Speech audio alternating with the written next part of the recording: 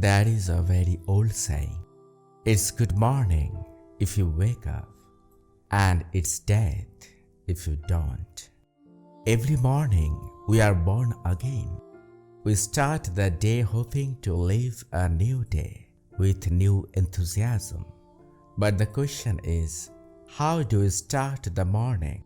When you wake up, the race of life begins with a bunch of worries, a tight schedule for the whole day, responsibilities, the calculation of what you want in the relationship, the pain of not getting it, the struggle to grab an unknown dream, and the understanding of how much you can burn in the sickness of happiness. This is how every day, month, year, and even life goes by. Then one day, prematurely living and living forever. But Mahatma Buddha taught us the life lessons.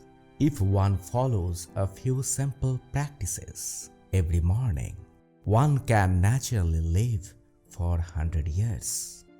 Following those principles, Buddhist monks live for more than 100 years. And we waste our own lifespan for nothing. In today's episode, we will learn those valuable principles from an incident in Lord Buddha's life. The king of the Lalitagiri kingdom was spending his time in utter despondency. The king used to sit bored all day and night, despite all the riches and opulence. The reason behind it was that he was suffering from a terminal illness for the last few years.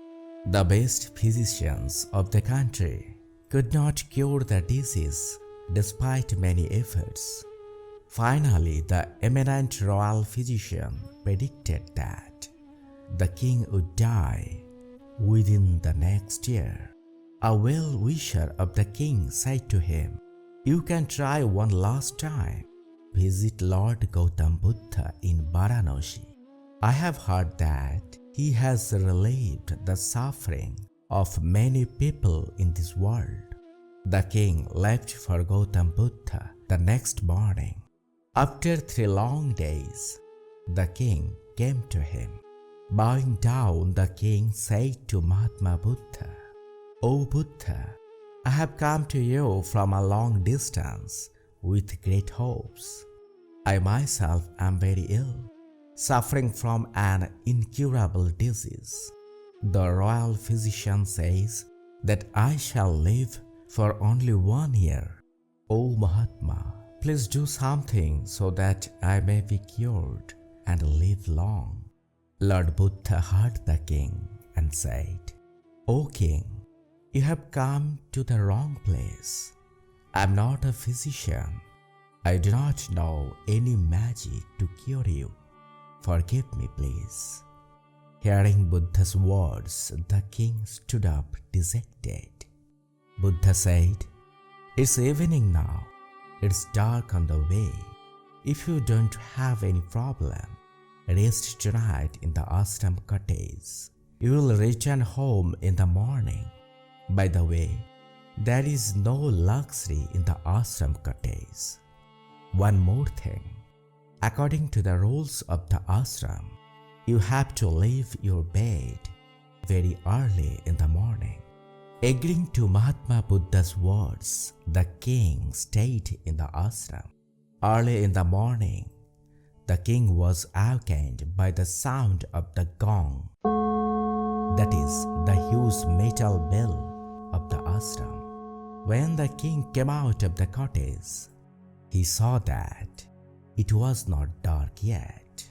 All the monk disciples, including Mahatma Buddha, were sitting on the Padmasana in a state of meditation. The king took a few steps to look around the hermitage. The red glow of the sun was visible in the eastern sky. The sweet chirping of the birds the cool breeze was very different. The first thought of the king was how long he had not seen such a beautiful dawn, how long he had not been with such pure nature, in the artificial bliss of the most luxurious royal palace. The morning would get almost over when the king got up.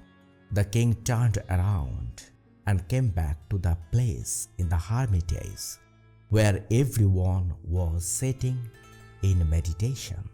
In the first light of the morning, the king sat under a tree and looked carefully at all the monks and Lord Buddha.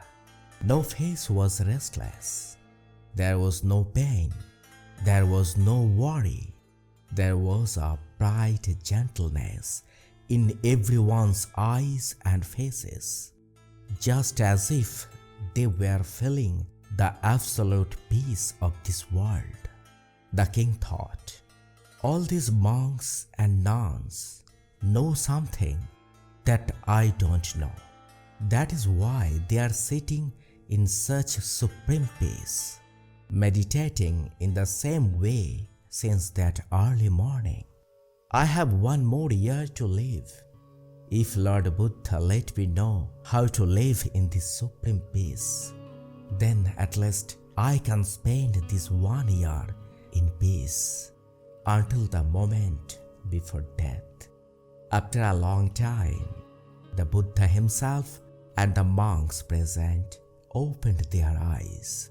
Mahatma Buddha remained seated in that place, while all the others very quietly moved towards their respective cottages. The king bowed down to the Buddha and said, "O Gurudev, I'll now return to my kingdom. I would be blessed if you would give me a lesson before I go. I have realized that you all are living so quietly and peacefully, while despite everything, I have inside my heart sorrow and pain. Tell me what I can do to live the rest of my life in peace like you." Mahatma said after a while, "O king, we have known this life. We have known what real sorrow is. So we always remain in eternal peace. And you run after false happiness, living this life. So your life is fickle and sorrowful. You are afraid of death due to the disease of happiness." Hearing Mahatma Buddha's words, tears came to the king's eyes. He wept and said, "O Mahatma, if I had seen you long ago, I would not have spent this life in vain with false ideas. Now I understand that my entire life has spent in vain." Mahatma Buddha said, "There is still time to know this life. All that is needed is goodwill. What is the purpose of this life? Is this life meant only to run day and night for false happiness? We are so busy with life that we cannot spare a moment for our own life. Calm yourself, O king. Most of the ills of this human body are due to the mind's misguided pursuit of happiness. We are all part of this great nature, but we deny it and keep ourselves away from nature, hence our physical suffering." The king agreed with Buddha's words and said, "Gurudev, you are right. This morning I realized this." Mahatma Buddha said, "Each morning is a special gift in our life. At this time, when the highest vitality of the spiritual realm occurs, we must harmonize the vitality of nature with the vitality flowing in our body. We must wake up very early in the morning that is at Brahma Muhurta, to realize that vitality. After waking up, we should first express our gratitude because we got a new life again, no hesitation. We should do pranayam this time to calm the mind and body in harmony. This yoga is only about breathing. As the practice increases, the breathing movement will become greater and longer. The time it takes for normal human being to take 3 breaths should be just 1 breath. According to Apanasati Sutta, Prana Vayu Asti Jivan Cha Asti. Because there is Prana Vayu, this life exists. So this breath should be taken care of. O King, we should be careful about food. Always very simple vegetarian food should be taken only twice throughout the day. That too in small amounts. No food after evening. By practicing at least these few methods, any person can live for 100 years with healthy body and mind. The king bowed before the Buddha and said, "O great Buddha, bless me so that from today I may follow your path." Dear friends, it is written in the pages of history that King Ballakashak of the Lalitagiri kingdom lived for 100 years in good health by practicing this principle of the great Buddha. This method of the great Buddha is supported by modern science. A person can live 100 years in a healthy body by doing meditation and yoga in Brahma Muhurta and taking a small amount of very simple vegetarian food twice a day. There are billions of such examples in the world.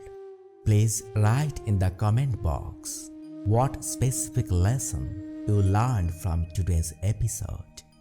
All the best. Thank you.